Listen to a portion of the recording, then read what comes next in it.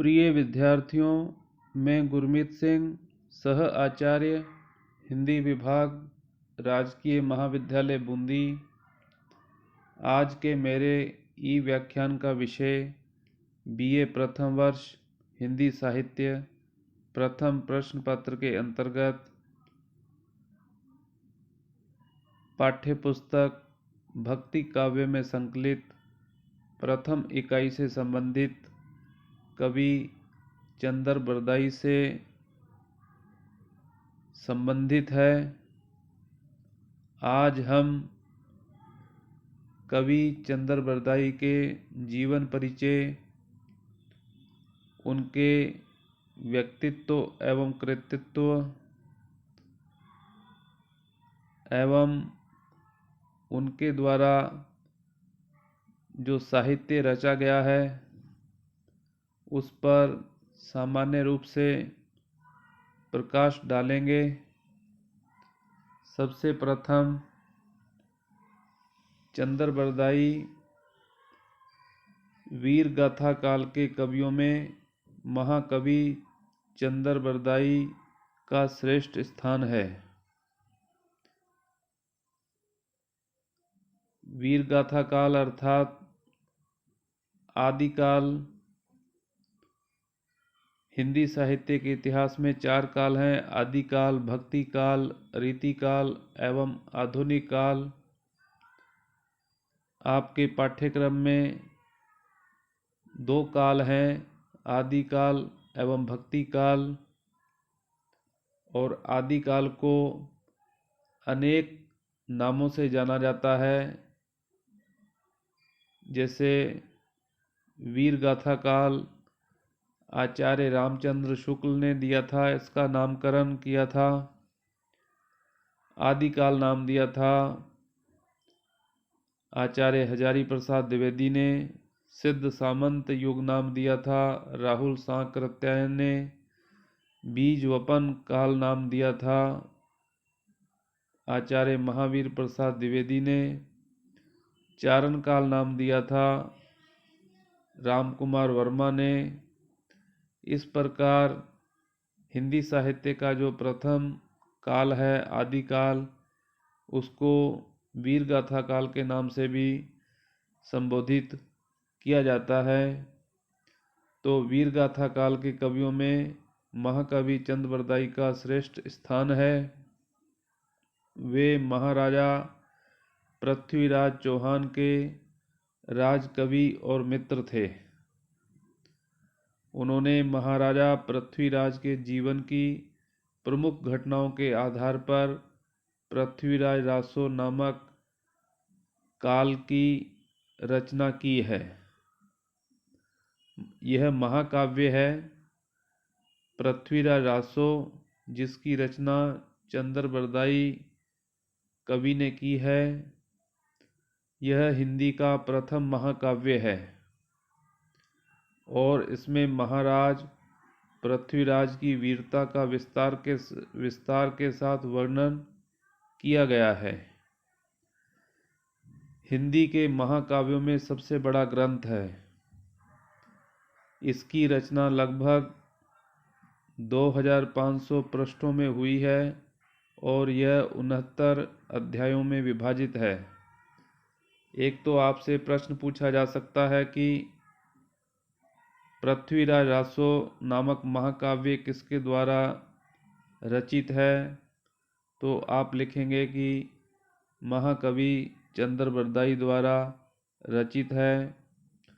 और पृथ्वीराज रासो नामक महाकाव्य में कुल कितने अध्याय हैं, तो आपका उत्तर होगा कि पृथ्वीराज रासो नामक महाकाव्य में कुल 69 अध्याय हैं। किंतु पृथ्वीराज रासो की कोई भी शुद्ध प्रति प्राप्त नहीं होती।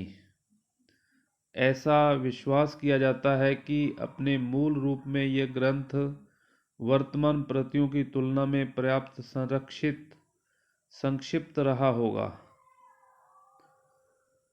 जिस समय इसकी रचना की गई थी उस समय तक मुद्रण कला का आविष्कार नहीं हुआ था, अर्थात छापेखाने का आविष्कार नहीं हुआ था।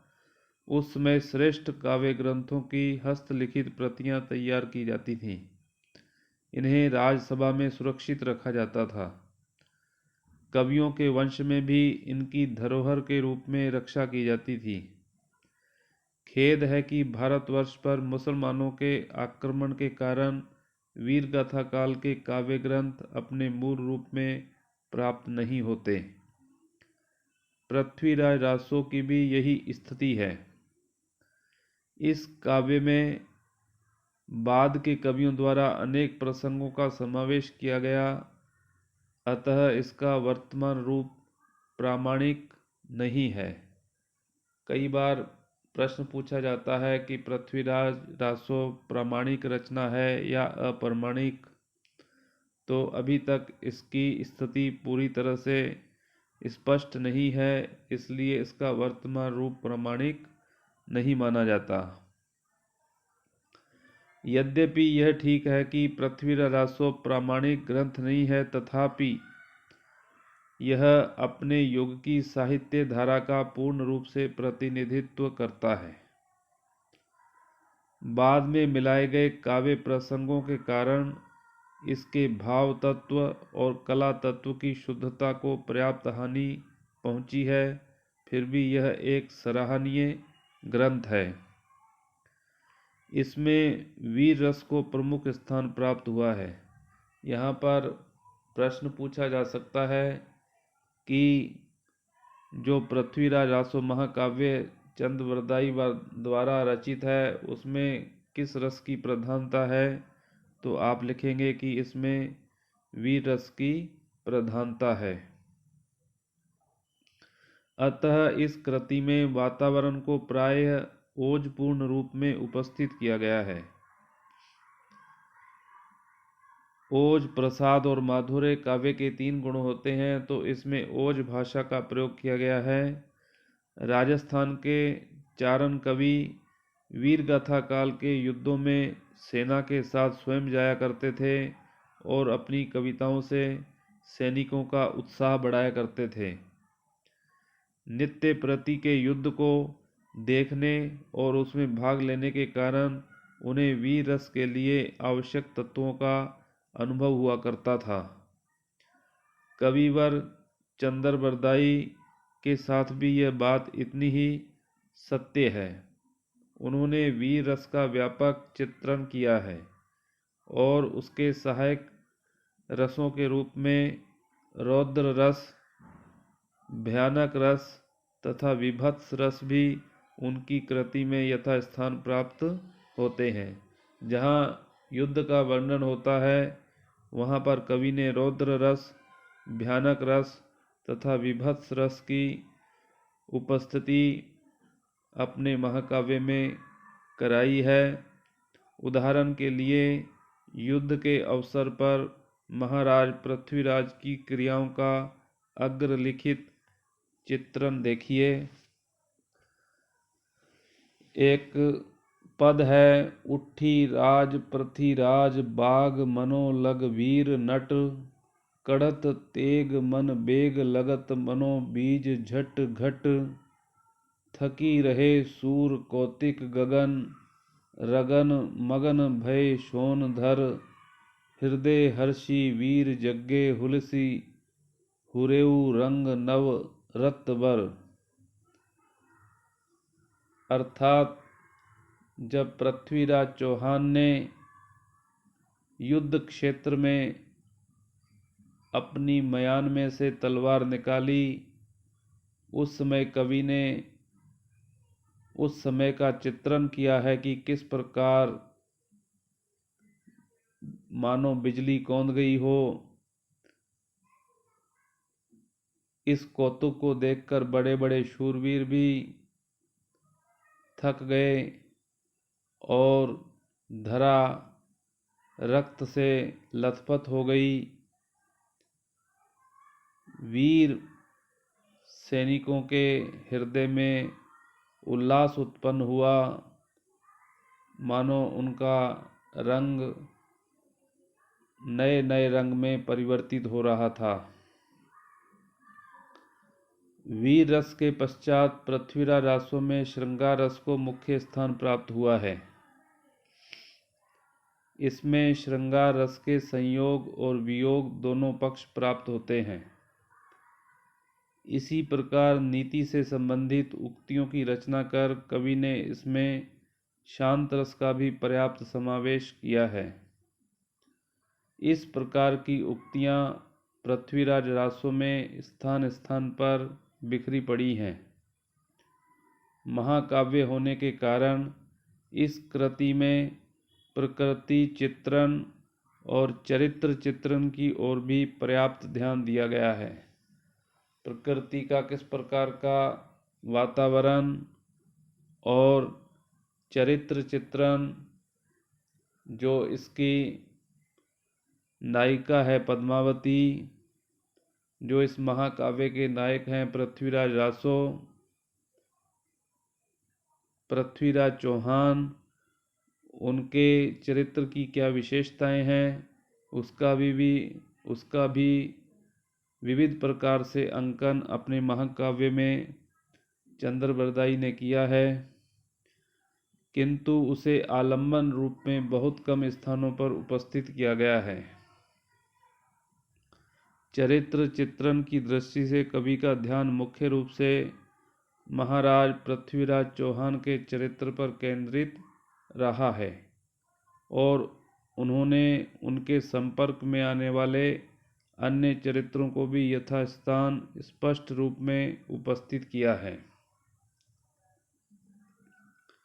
पृथ्वीराज रासो की रचना डिंगल अथवा राजस्थानी भाषा में हुई है, किंतु इसमें संस्कृत, प्राकृत, अपभ्रंश, ब्रज भाषा, अरबी, फारसी आदि विभिन्न भाषाओं के शब्दों का प्रचुर प्रयोग मिलता है।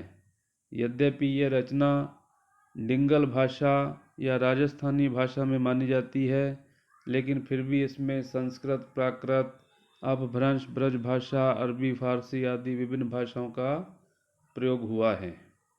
इस कारण इसकी भाषा सर्वत्र एक जैसी न रहकर स्थान स्थान पर बदल गई है। वास्तव में भाषा की इस विविधता का मुख्य कारण यह है कि इस काव्य में बाद में कवियों ने अपनी इच्छा के अनुसार कुछ प्रसंगों का समावेश कर दिया है। कविवर चंद्रबरदाई ने अपनी भाषा को रसानुकूल रखने का पूर्ण ध्यान रखा है। इस कारण उनके काव्य में जहाँ वीर रस के प्रसंगों में ओजपूर्ण भाषा को स्थान मिला है, वहीं श्रृंगार रस के प्रसंगों में माधुर्य गुण से युक्त भाषा का प्रयोग हुआ है। शैली की दृष्टि से उनके काव्य में विविध शैलियों का समावेश हुआ है। अन्य कला तत्वों में उन्होंने अलंकारों का स्वाभाविक रूप में प्रयोग किया है। छंदों की दृष्टि से उन्होंने मुख्य रूप से दोहा, कवित्त, छप्पय तथा भुजंगी नामक छंदों का प्रयोग किया है। इस प्रकार यह स्पष्ट है कि उनके काव्य में भाव तत्व तथा कला तत्व का साधारणतः अच्छा प्रयोग हुआ है। विद्यार्थियों, काव्य में दो पक्ष होते हैं, एक भाव पक्ष होता है और दूसरा कला पक्ष होता है। तो इस प्रकार प्रस्तुत जो महाकाव्य है पृथ्वीराज रासो, उसमें दोनों तत्वों की ही प्रधानता देखी जा सकती है। फिर भी उनके काव्य में काव्य के प्रामाणिक रूप में प्राप्त न होने के कारण उसकी रूप से आलोचना नहीं की जा सकती। कहने का तात्पर्य यह है कि आज के हमने इस व्याख्यान में कविवर चंद्रबरदाई के व्यक्तित्व, उनके द्वारा रचा गया जो महाकाव्य है पृथ्वीराज रासो, उसकी मुख्य कौन कौन सी विशेषताएं हैं, उसकी भाषा कौन सी है, वह कितने अध्यायों में विभक्त है, कला पक्ष और भाव पक्ष की क्या स्थिति है, कौन सा रस इसमें मुख्य रूप से प्रधान रहा है और अन्य रसों की क्या स्थिति है, किस भाषा का मुख्य रूप से इसमें प्रयोग किया गया है कवि के द्वारा, यह जानने का आज हमने प्रयास किया है। आज के व्याख्यान में हमने इसकी भूमिका, पृथ्वीराज रासो महाकाव्य की भूमिका को भी, उस पर भी हमने दृष्टिपात किया है। आपके पाठ्यक्रम में इसके कुछ पद आपके पाठ्यक्रम में हैं, जिसका हम अगले व्याख्यानों में उल्लेख करेंगे, अर्थात उन पदों की व्याख्या करेंगे। इसलिए आज का व्याख्यान यहीं समाप्त होता है।